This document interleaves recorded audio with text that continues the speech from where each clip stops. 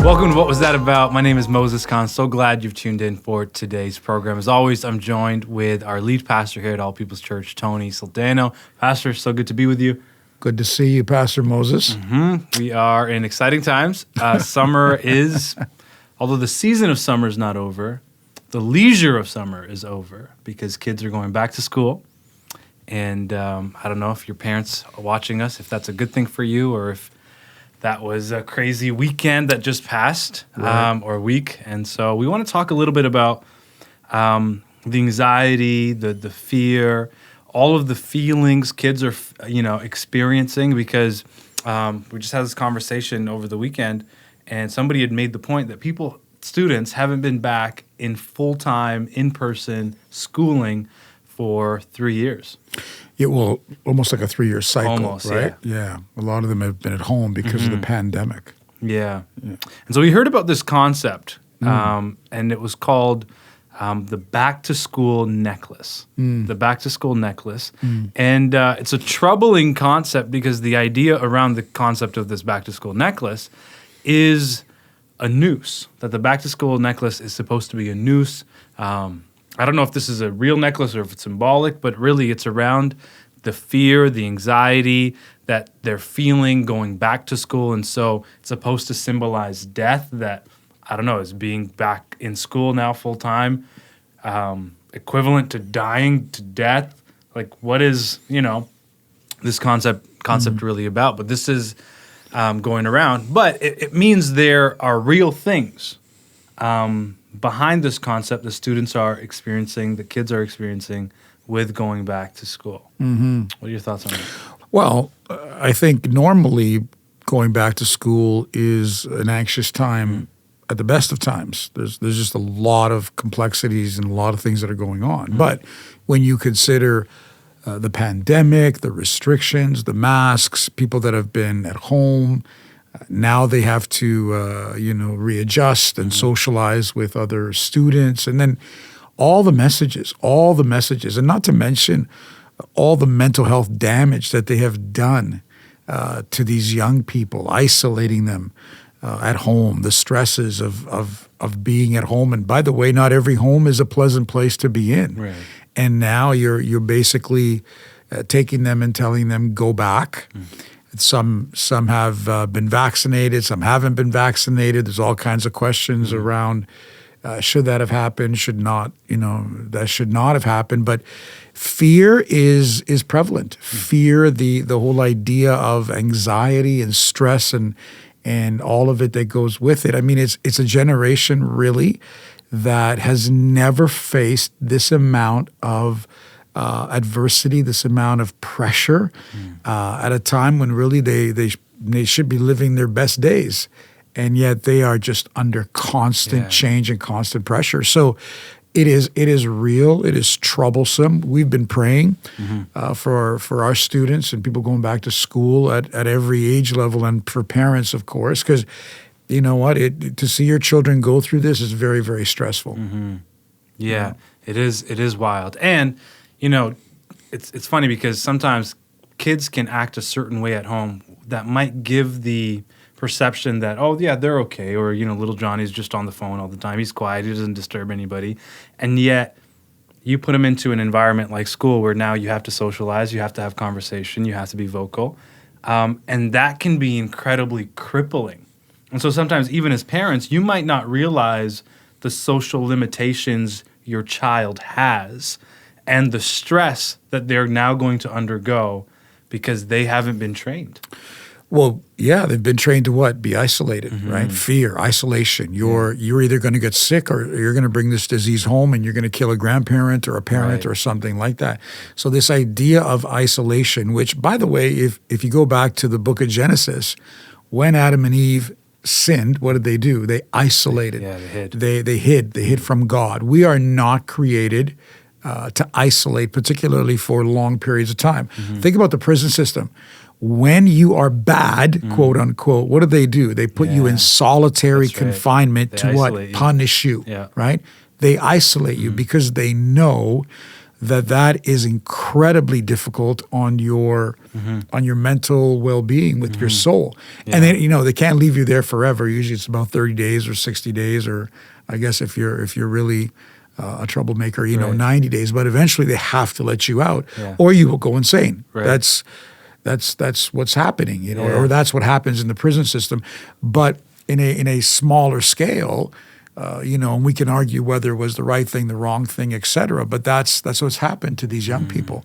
And not only have they been isolated away from social circles, but the advent of social media and these devices, Pastor Moses, allows these kids to live in a world, to live in a world that is all their own. Yeah. And now you have the advent of what's real and what's not real, and all the messages that are coming at them from social media circles, and people are deciding to lose themselves within these worlds, within these realms, and I don't think they know how to communicate. I don't know if they know how to relate to others, and then it becomes incredibly stressful, because at that age there's so many changes, and then the competition that goes on. And let's be honest, kids are mean. I don't care what people say. Oh, kids are so no. Kids are mean. We've seen it. They can be anyway. They can be downright nasty and devastating. Yes, they can. Yeah. So now you have a funny story of going back to school. Which one is that you shared a week ago? Oh. About tell us about your experience going back to school. My mom leaving me at school and finding me at the front door, and this is a true story. Kidding, I found my way home, and she was like perplexed. And Pastor Moses, I can relate. School, for whatever reason, I really believe it was spiritual. Wow. Because it was connected to my destiny. But school was an incredibly stressful place for me. I didn't and I wasn't an introvert. Right. I wasn't an isolated person. Yeah. But there was something about school that was honestly terrorizing. Yeah. It was fear at the deepest level. I couldn't explain it. I actually became physically and psychologically ill. Wow. When I was there, and I'd go to school and have to come back home for an entire year, lost a whole year of high school, if you can imagine. Jeez. Because I was just traumatized. It was bondage at such a wicked level. And interestingly, Romans 8:15 says, "For you did not receive the spirit of bondage again to fear, but you received the spirit of adoption, by which we cry, Abba, Father." Isn't it interesting? We started off by talking about this noose, right? Like, I believe I had that noose, that fear, that trauma, that terrorizing thing. And yet, when I came to the Lord delivered me. And God wants to deliver us from that, because we are not made to be under fear and bondage. And sadly, Pastor Moses, let me say this, and people will say, "Oh, you're just a conspiracy theorist." Well, because fear is powerful. Right. And those in positions of power, they have learned how to peddle fear to keep you under control, to keep you in line. In other words, you can't survive without us, and you're going to die without us. And if we're not controlling your every step and your every move of life, you're just not going to make it. Well, that is just simply a lie. Yeah. That is simply not true. Yeah. Wow. So true. Now, what's interesting is there are certain kids that in this pocket of isolation, fear, not being able to go out, all these things, some of these students graduated. They graduated middle school, and so this reopening, they're starting high school, or they graduated high school, and now with this reopening, they're going to university or college. So, you having kind of experienced a little bit of that, what would be your advice to these kids, and or in addition to that, parents? Yeah. A big word, we have some summer students even in this year. And, one of the biggest things that I see in young people is a lack of confidence. And I'm not talking about confidence that is in, arrogance and believing in yourself. It's interesting that the book of Hebrews, the Bible says, "Do not cast away your confidence, which has great reward." In other words, there is a biblical kingdom confidence that is very healthy, that comes from the inside, good, yeah. that comes from the Spirit of God. You know, I believe Jesus was a very confident person. Right. Now, he wasn't arrogant, Yeah. although he was accused of that. Right. You know, he was a person of authority. Well, how can you have authority if you're not confident in who you are, in your identity, in what you're saying, in your assignment? And so I just find that a lot of these young people are on this shaky ground, which I talked about, you know, a week ago or so, versus solid ground. And part of it is they lack this confidence. Yeah. They don't know who they are. They have no identity. Of course, I mean, we could spend a year just talking about all the gender issues and identity issues. Yeah. That is just causing these young people to question So much who are confusion. they? Am I a boy? Yeah. Am I a girl? Should I be this? Should I have that body part? I mean, it is just phenomenal the things we have allowed, and then we wonder why they are under such pressure, and you know, thinking of thoughts of suicide and what have you.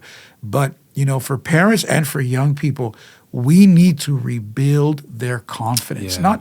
Not that surfacey stuff, not that fake confidence. I'm talking about you know who you are. that's it. You're healthy in who you are. You're healthy in your assignment.